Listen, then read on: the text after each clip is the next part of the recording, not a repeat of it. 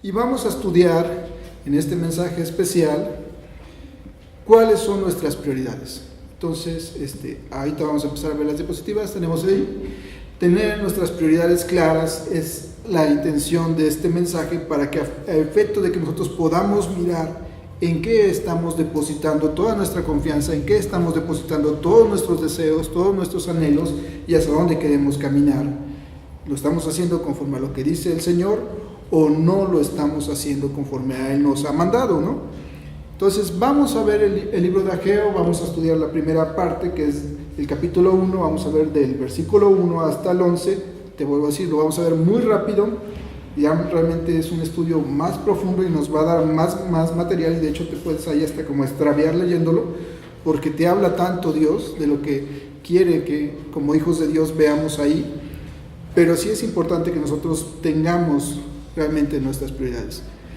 Entonces vemos ahí en Mateo 6:31 que Jesús nos da un indicativo y dice: mas buscad primeramente el reino de Dios y su justicia, y todas esas cosas serán añadidas. Entonces estamos viendo que ahí Jesús les está hablando a los apóstoles, ahí en Mateo, acerca de buscar el reino de Dios, y les dice que busquen primero el reino y su justicia, y todas las demás cosas serán añadidas. Y decimos, bueno, ¿qué son todas esas demás cosas que dice el Señor que va a añadir? Y ahí nos dice que desde el versículo 25 empieza Él a hablar y decir que no te afanes porque vas a comer, porque vas a vestir, y te hace esa analogía diciendo, pues ¿qué no ves las aves en el campo? ¿Y qué no ves las flores ahí también en el campo?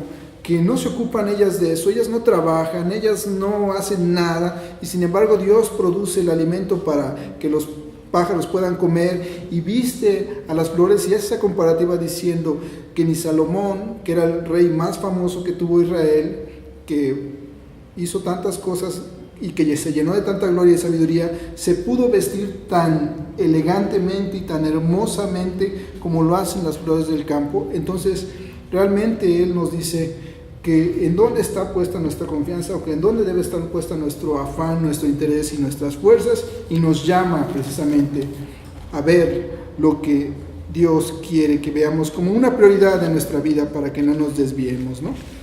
Entonces, con esta intención, nosotros estamos viendo lo que el libro de Ageo quiere mostrarnos. Y bueno, ¿qué vamos a encontrar en el libro de Ageo?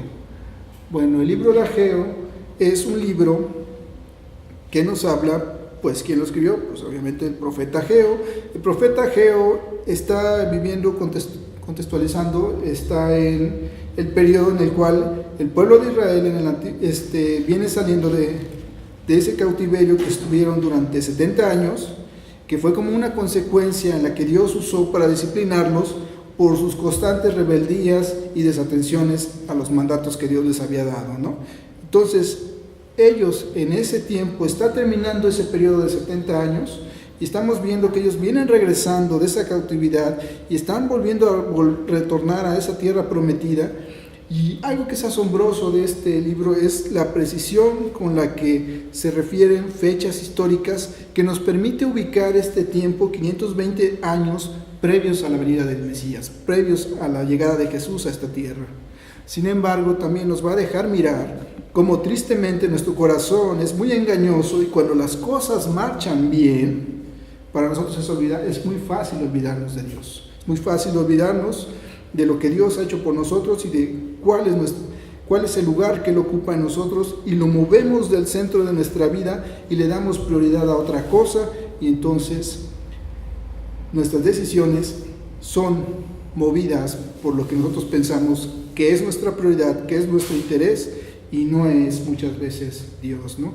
Eso es lo que este estudio quiere llevarnos a hacer. Así que vamos a orar.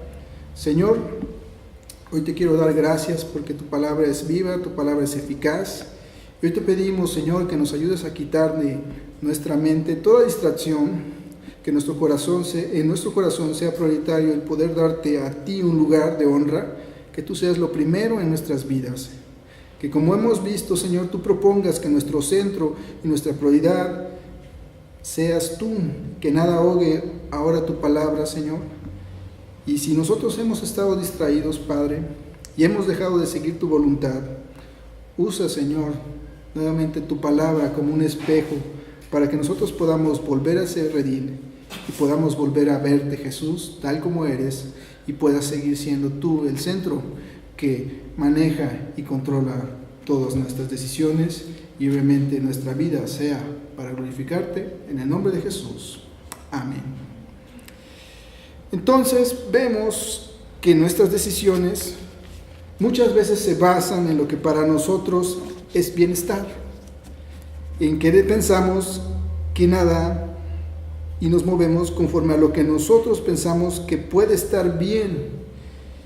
Y entonces muchas de las ocasiones miramos que alguien tiene un carro nuevo y decimos, bueno, yo sería feliz en ese carro. Y entonces pensamos que alguien tiene una casa muy bonita y dirían, bueno, yo sería muy feliz si Dios me diera una casa tan bonita.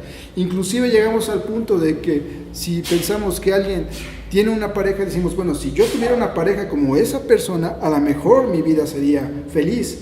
Y no estamos poniendo atención realmente y no estamos dándole a Dios un lugar de honra, porque nuestras prioridades se están desviando a lo que vemos y no a lo que Dios dice que deseemos o que busquemos, que habíamos visto que era tener primero a Dios en todo, buscar su reino.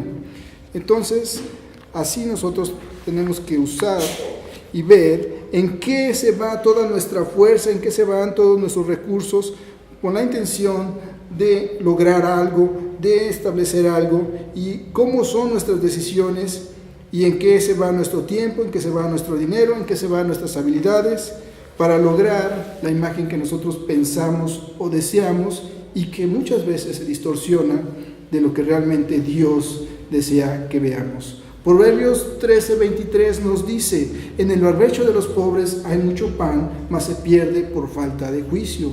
¿Y este juicio qué es? Pues no tomar en cuenta a Dios en nuestra vida, sino volcarnos a los deseos de nuestro corazón.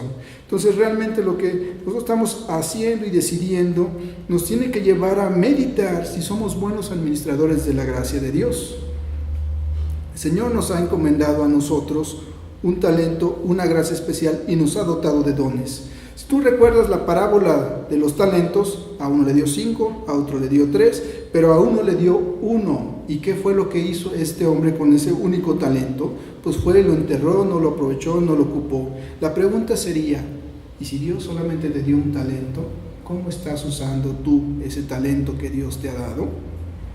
¿En qué estás tan ocupado y preocupado?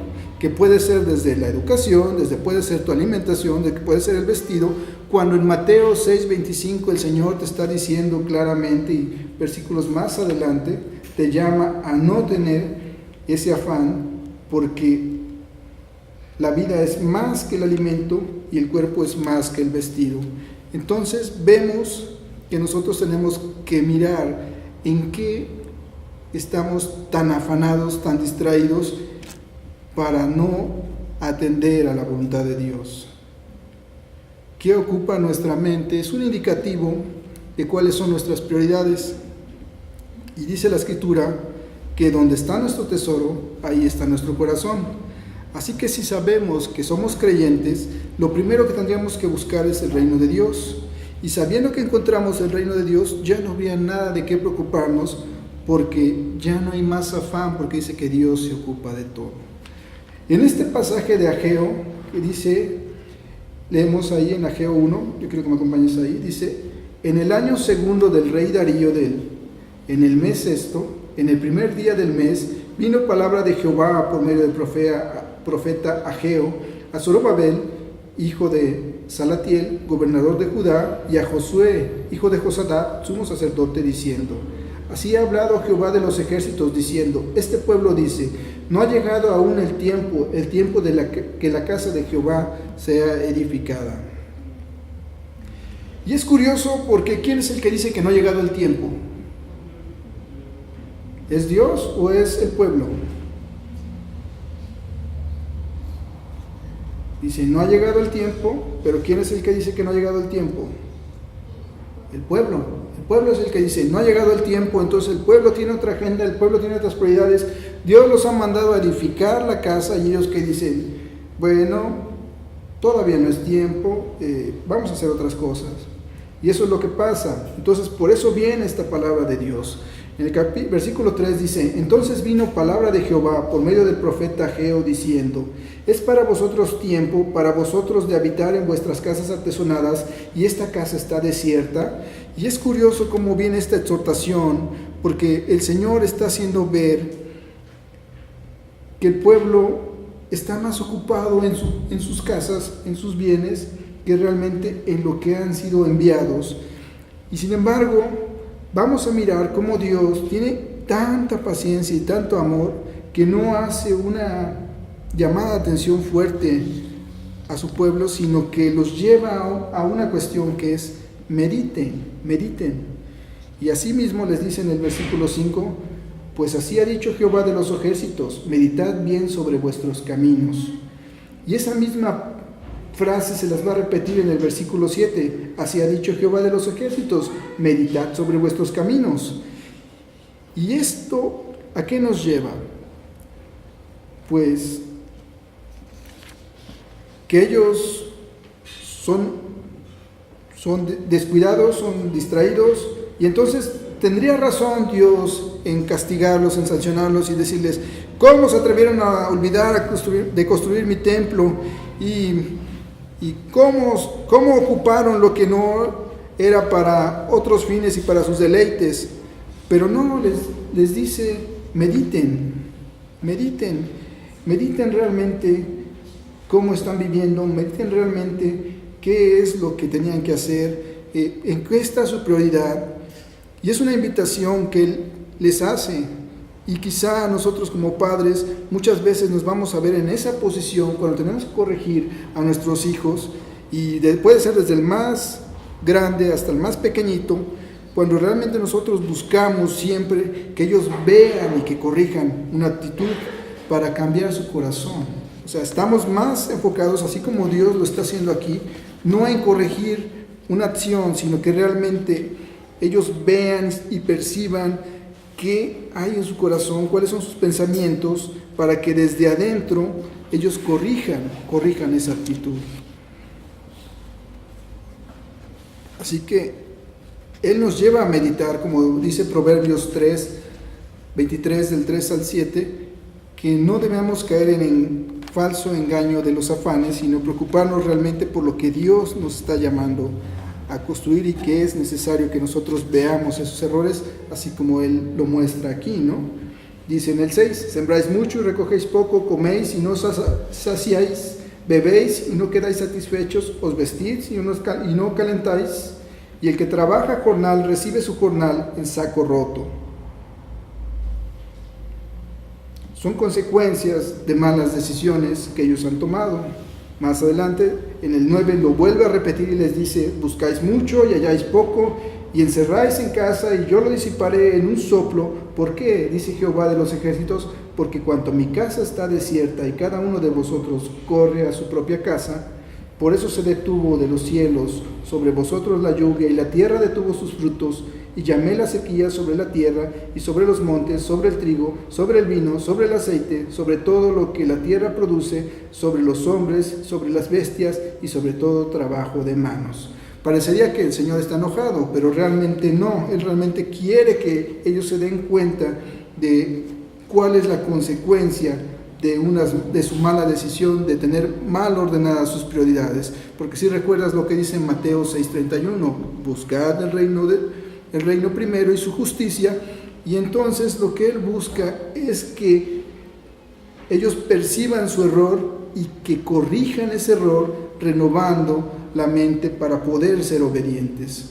Hay un problema muy fuerte cuando tú no obedeces porque no estás convencido de que la obediencia es lo mejor para tu vida. Y entonces viene ese problema cuando dices que tienes que obedecer a Dios y no lo haces con una actitud correcta, sino lo haces de malas, porque entonces hay temor y no amor.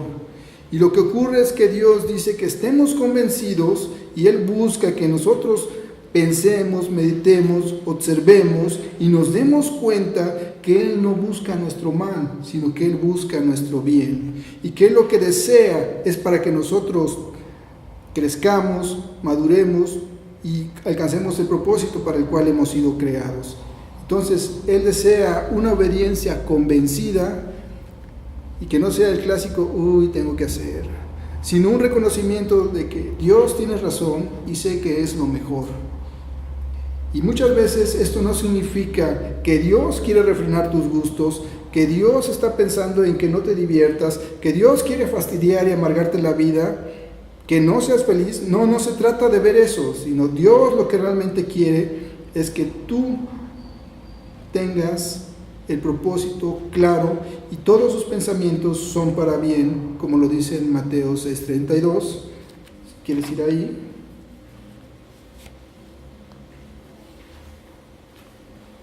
Dice, porque los gentiles buscan todas esas cosas, pero vuestro Padre Celestial sabes que tenéis necesidad de todas estas cosas, a buscar primeramente el reino de Dios, su justicia, y todas esas cosas serán añadidas. Él busca realmente y sabe cuál es tu necesidad, y Él desea que tú tengas lo esencial, pero es importante un cambio de mente en tus prioridades para que no condiciones tu conducta, sino que realmente lo hagas con el entendimiento y con el pensamiento, porque cuando tú haces las cosas por el exterior, va a llegar un momento en que te van a cansar, va a llegar un momento en que te vas a fastidiar, y en la primera chance que tú tengas te vas a rebelar y vas a dejar eso. Cuando realmente lo haces por una convicción, porque realmente Dios está hablando a tu corazón, entonces es necesario y es evidente que brote ese conocimiento verdadero de quién es Dios, que se refleja en un renovar de tu mente y que como consecuencia va a hacer que veas que lo que Dios desea para tu vida es para bien. Y eso lo vemos en Romanos 12. Romanos 12, en el versículo 1 y 2, dice: así que, hermanos, os ruego por las misericordias de Dios, que presentéis vuestros cuerpos en sacrificio vivo, santo, agradable a Dios, que es vuestro culto racional. No os conformáis a este siglo, sino transformaos por medio de la renovación de vuestro entendimiento, para que comprobéis cuál sea la buena voluntad de Dios, agradable y perfecta. Y es claro que dice que no te conformes, que presentes tu cuerpo como un sacrificio vivo y que Dios es un culto racional. O sea, no se trata de te desconectas y entonces sí haces lo que Dios quiere. No, se trata de que con el entendimiento le sirvas, para que entonces lo que tú le presentes realmente sea un sacrificio agradable. Y te manda esto: no caigas en el engaño de este mundo, en buscar las vanidades de este mundo, sino transforma tu entendimiento para que entonces puedas mirar la voluntad de Dios y te des cuenta que Dios hace todo para nuestro bien, porque Él realmente quiere que nosotros progresemos, que realmente prosperemos, pero en el camino correcto que Él ha establecido, y vamos a ver que esto es agradable y vamos a ver que esto es perfecto. Entonces vemos esta obediencia ahí y hace fijar nuestros ojos en Jesús, y obviamente entendemos que nosotros solamente podemos lavar nuestros pensamientos viniendo a su palabra. Y entonces vemos a Dios dándoles indicaciones claras ahí al pueblo a través del versículo 8, donde les dice: subid al monte y traed madera y reedificad la casa, y pondré en ella mi voluntad y seré glorificado, ha dicho Jehová. Da una instrucción clara que si nosotros no salimos del contexto histórico, pues no la entenderíamos. O sea, ¿cuál sería el propósito de ir a traer madera, de subir al monte? Y esto lo vemos a ver en el contexto histórico. En Esdras 3:7, el Señor les había dicho, les había dado a ellos, ahí en el 3:7 dice: y dieron dinero a los albañiles y carpinteros, asimismo comida, bebida y aceite, los sidonios y tiros, para que trajesen madera de cedro desde el Líbano por mar a Jope, conforme a la voluntad de Ciro, rey de Persia, acerca de esto. Históricamente el libro de Esdras va aparejado con el libro de Ageo, son contemporáneos, y Esdras nos va narrando históricamente cómo van aconteciendo los hechos de la edificación del templo. Entonces sabemos por Esdras que Dios mueve el corazón del rey Ciro y él les permite retornar, pero además, como acabamos de leer, les dio dinero, les dio cartas, les dio materiales para que ellos llegaran y pudieran reconstruir el templo. Y entonces llega el pueblo y empieza la edificación y empieza con los cimientos, y entonces los cimientos son una obra tan cansada, tan pesada, que los fatiga.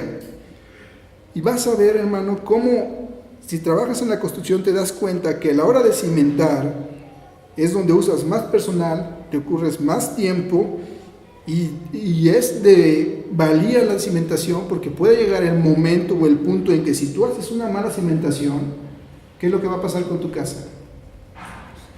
Se va a caer, no va a resistir. Entonces ellos ahorita se enfocan a edificar el altar y a realizar la cimentación. Pero como ya llevaban el dinero, compran todo el material que iban a usar. Sin embargo, se vienen los problemas y la obra es detenida. Y esto lo vemos ahí en Esdras 4:24, cuando les dicen: entonces cesó la obra de la casa de Dios que estaba en Jerusalén y quedó suspendida hasta el año segundo del reinado del rey Darío, rey de Persia. Entonces ellos se detienen y la obra va a ser reactivada hasta el versículo 5:2, donde le dice: entonces se levantaron Zorobabel hijo de Salatiel y Jesúa hijo de Josadat y comenzaron a reedificar la casa de Dios que estaba en Jerusalén, y con ellos los profetas de Dios que les ayudaban. Y ahí es donde se enlaza con esta porción de Ageo. Y bueno, tenían el material, ¿no? Se los había dado el rey Ciro, les dio el dinero, les llegó la madera de Jope, y ya ellos la habían comprado, ya la tenían, y entonces aquí se enlazan las dos historias, pero les dice: subid al monte y traed madera. ¿Por qué? Si ya estaba la madera, ¿no? La pregunta sería: ¿y dónde quedó la madera? Y vemos ahí en el versículo 4 que dice: es para vosotros tiempo, para vosotros de habitar en vuestras casas artesonadas, y esta casa está desierta. Y llama mucho la atención, porque si nosotros investigamos un poquito, la clave es la palabra artesonadas. ¿Qué significa artesonadas? Bueno, es una construcción o un método de construcción que usa grabaciones e impresiones en madera. Así que mientras la obra estaba parada, ellos tenían la madera y sabiamente dijeron: pues para que no se desperdicie la madera, ellos la usaron para sus casas. Entonces tenían unas casas muy bonitas, pero se olvidaron del propósito original de esa madera, o para qué había provisto Dios esos recursos para esta madera. Y entonces por eso el Señor les pregunta: bueno, es tiempo para ustedes que ustedes vivan en casas artesonadas, y mientras mi casa está vacía, está desatendida. Y esto nos hace a nosotros mirar qué tan diligentes somos con lo que Dios nos provee para usarlo en los propósitos que Él nos ha indicado. Somos cuidadosos con lo que realmente Dios nos da, cómo lo disponemos, y nos va a llevar a la consecuencia que les dice: subid al monte y traed madera. ¿Por qué? ¿Porque Dios es malo? No, Dios no es malo. Dios busca que sus hijos aprendan a ser responsables de sus actos. Y es lo que Dios va a llevarnos a nosotros también, a estar atentos, a no abusar de la gracia, pensando que Dios es tan bueno y es tan misericordioso que va a pasar por alto todo y que nunca nos va a pedir cuentas de los dones que nos ha dado. Sabemos, hermanos, que no hay obras que podamos hacer para lograr que Dios nos ame. Nosotros sabemos eso. La salvación es por gracia, y Él nos ama completamente a través de Cristo. Por tanto, no hay nada malo que tú puedas hacer para que Dios te ame menos. Pero eso no es una licencia para que tú puedas hacer lo que se te venga en gana, sino por el contrario, dado que has recibido la gracia y ha sido derramada sobre ti, ahora nosotros nos vemos motivados o nos vemos impulsados a dar un fruto que glorifique su nombre. Por eso un cristiano no es una persona que es inactiva, ya que un verdadero redimido es aquel que se arrepiente de lo que hizo y busca restituir lo que ha robado, Y no sé si recuerdas la historia de Zaqueo, ahí en Lucas 19.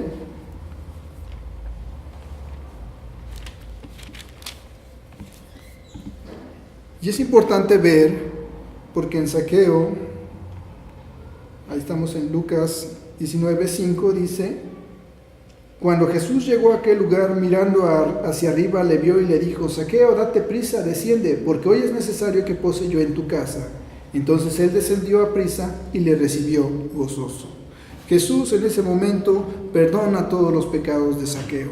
Entonces ya Zaqueo es perdonado, es liberado, ya no tiene más deudas, y muchos de nosotros podríamos estar en esa posición. ¿Y qué es lo que haríamos? Diríamos: pues ya me salvé, ¿no? Si estoy bien endeudado, si tengo muchas cosas que hacer, ¿no? Todo me lo han perdonado. Pero es importante ver cómo el sello del amor de Dios se manifiesta en el corazón de Zaqueo y lo lleva a confesar ahí en el 19:8. Entonces Zaqueo, puesto en pie, dijo al Señor: He aquí, Señor, la mitad de mis bienes doy a los pobres, y si en algo he defraudado a alguno, se lo devuelvo cuadruplicado.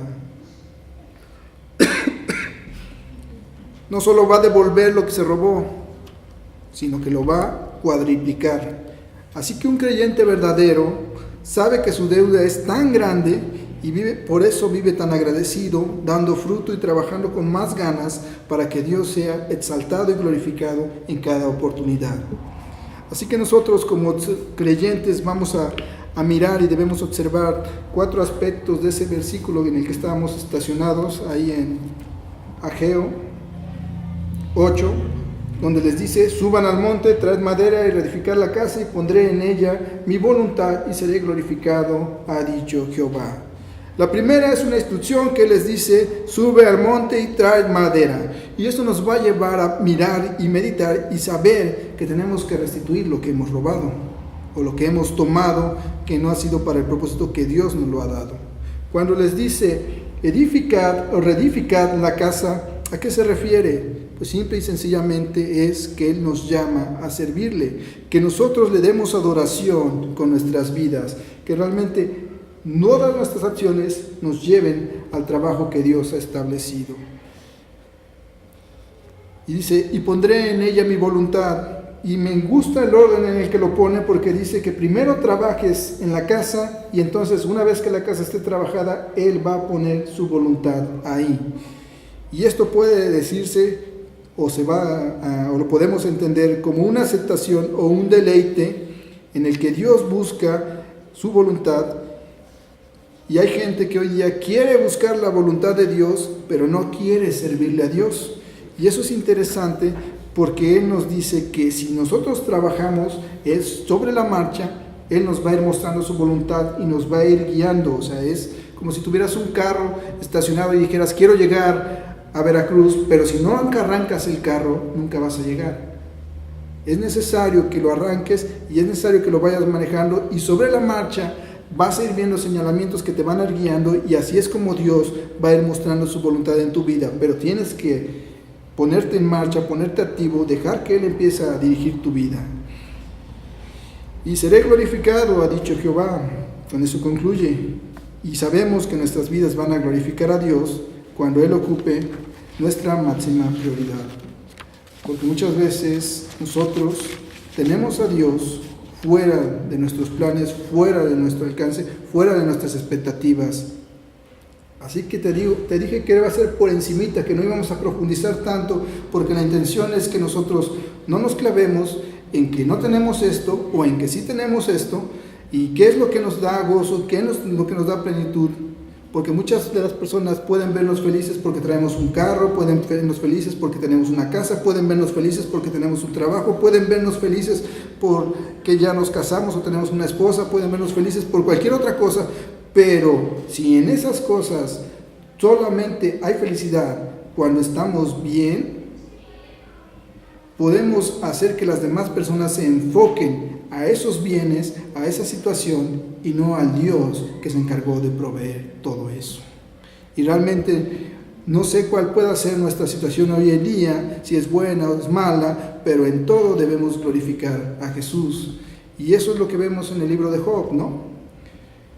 El diablo tiene tan mala imagen que piensa muchas veces que muchos cristianos son felices porque Dios provee y resuelve sus situaciones. Y aunque para la gran mayoría es la verdad, porque muchos se acercan a Dios cuando hay una situación problemática en su vida, Dios realmente conoce nuestros corazones y busca que nosotros sea formado su Hijo Jesús, aquel que es obediente, aquel que es capaz de dejar todo con tal de ir por algo más grande. Y lo vemos en Pablo cuando dice que todo lo toma por pérdida por alcanzar la plenitud de Jesús.